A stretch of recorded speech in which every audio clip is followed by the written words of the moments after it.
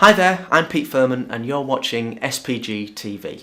SPGtv. Pete, how are you? I'm very well. It's nice to be here in the Norwich Playhouse dressing room. We've got multiple radiators, one there electric, one there central heating. I mean, that's... what more can you ask for? You can't really, can you? That's heat in stereo. Perfect. Perfect and toasty. So we're about halfway through the 37-date tour. Is it that many? That's what I counted. I might have got it wrong. Oh, I haven't had the heart to count them up, but yeah, I'll take your word for it. Wow, that's a lot. How's it going? Because, I mean, we're still, say we're only halfway through. Well, I'm at that point where I'm sort of match fit. You know, I've done enough that I sort of feel like the show is slick now. The first couple, I was kind of finding my feet again, having done the show last year at the Edinburgh Festival. So, yeah, I'm sort of match fit, but I'm not at the point where it's becoming a little bit like, oh, just smile and show business and all the rest of it. And I'm also not growing tired of the motorway services food yet. That's always a good kind of barometer. When you can't look at another Ginster's pie, then you know it's time to have a little bit of a break from touring. Do you have a favourite service station snack? Someone introduced me to one that they do called the Buffet Bar, which is, it's like a Scotch egg. Well, it's like a Scotch egg in that it's sausage meat with a surprise filling. However, it's in the shape of a... Does anyone want to know this? It's in the shape of a sausage roll, and it's filled with coleslaw. So it's a buffet bar. That sounds interesting. It's awful. I haven't experienced that yet. You're not missing anything. You mentioned Edinburgh there. You've been there 6 years in a row, is it now?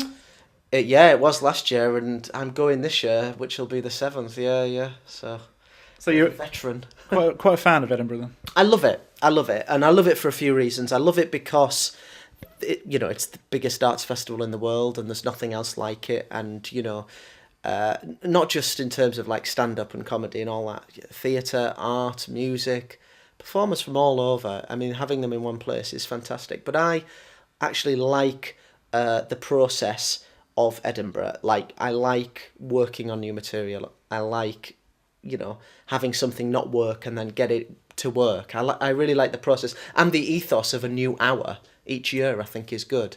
In the olden days, a comic or an act, they could do an hour their whole life, and that would take them around the world. I think today, I think we're slightly different, particularly with TV and the internet and all that kind of thing. That can kind of eat up material. So yeah, it's nice to be doing new stuff all the time, and Edinburgh really allows me to do that.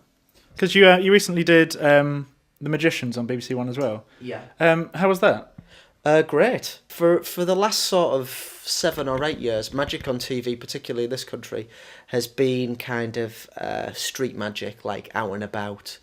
That whole like David Blaine, I'm going to walk up to you on the street and bother you with a card trick, that kind of thing.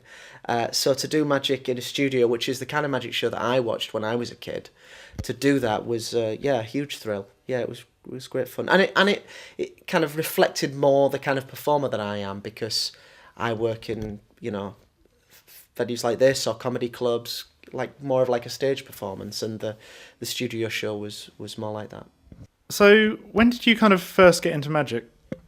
It was my hobby when I was a kid. When I was about 8, my parents got me a magic set, and I would, bore my whole family to tears with show them every single trick in the set, like a 3-hour magic show on Boxing Day or something like that. And then from the magic set, I got a magic book, and just started to get more serious about it. Through my early teens to late teens, it was about sleight of hand magic and what magicians might call close-up magic, but that's like, one-on-one or to a few people. And when I was about 16, 17, I got a gig in a restaurant in Middlesbrough, which is where I was born and grew up. So I would work for a couple of hours whilst, so people, there's a big line at the restaurant, people are waiting for a table, I would go over and show them some tricks, or the food's going to take a while, I would entertain them, and a couple on a nice romantic evening, I would interrupt them, so, but that was great, because I was doing like 3 nights a week. It was the equivalent of my paper round, but I was performing, and I think that more than anything, early on, working a lot, I started to develop my style and get confident, and I think that was a big help. I'm just one of those lucky people where, like, my hobby has become my job. I think it's a great position to be in. So what are your favourite kind of tricks then? I love the combination of magic and comedy, and I think they do go really well together because, at like a base level, they're not dissimilar.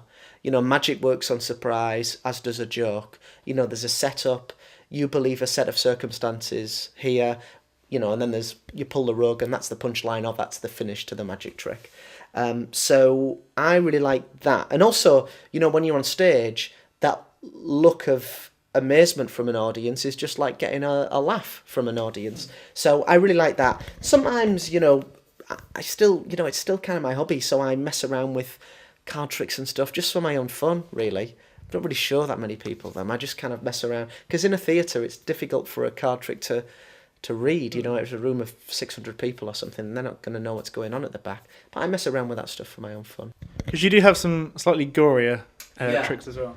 Yeah, and over the years I've done all sorts of weird. Yeah, I did blended a mouse up in a food processor. I was watching that earlier. Oh, you watching that earlier? Okay, yeah, the kiddies love that. Yeah. And pound a nail into my face. I've swallowed goldfish, maggots out of eyes, and that was the one that was making me feel a bit ill today. The maggot out of the eye. I'm normally okay with that kind of thing, but it was quite amazing there. Well, you shouldn't have watched it over your lunch. That was probably a bad move. But yeah, I still like that kind of stuff. But there was a period where I really liked it because you're definitely going to get a reaction from an audience with something like that. I mean, if you think about like an old school magician who might show a sparkly box empty and pull out handkerchiefs. Today, 2013, we can watch that and be like, yeah, whatever. But you're hammering a 7-inch nail into your face, then you've got the audience's undivided attention. Or they're watching like that, Either way, I'm pleased. Yeah. Your ideas for tricks, how do they come about? Well, like, I'll give you a good example. The mouse in the blender routine that you thought was a bit gross and disgusting, and you're quite right to think that. That was just drop mouse in blender. I just thought, because if you could do that, that would just knock an audience through a loop. Do you know what I mean? Imagine if And in the show, it was covered with a sparkly cloth, the blender, and I unveiled it, and then we did it. But that was in the notebook as just that sentence for ages. Do you ever have many tricks go wrong on you? Not so much like tricks going wrong. Unexpected things happen. Usually to do with audience members. In the show, I get people up on stage to help out with things. They might participate in something.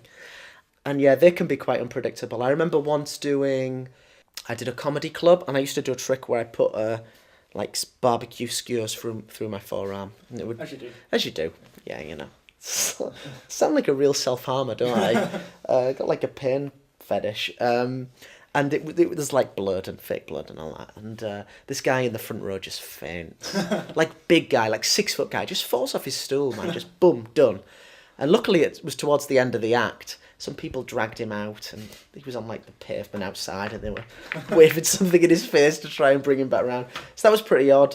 When I was doing the mouse in the blender thing, a lady in Edinburgh started saying stuff. She was a bit upset, which is okay. And then I said some stuff back, and then she pursued it, and it became apparent that she'd probably been drinking or whatever.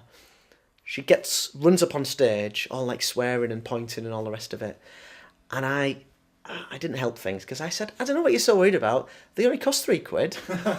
And that sort of was like petrol on a massive bonfire. And the bouncers took her out. In fact, they tried to take her out, and she walked into someone else's show and started disturbing that.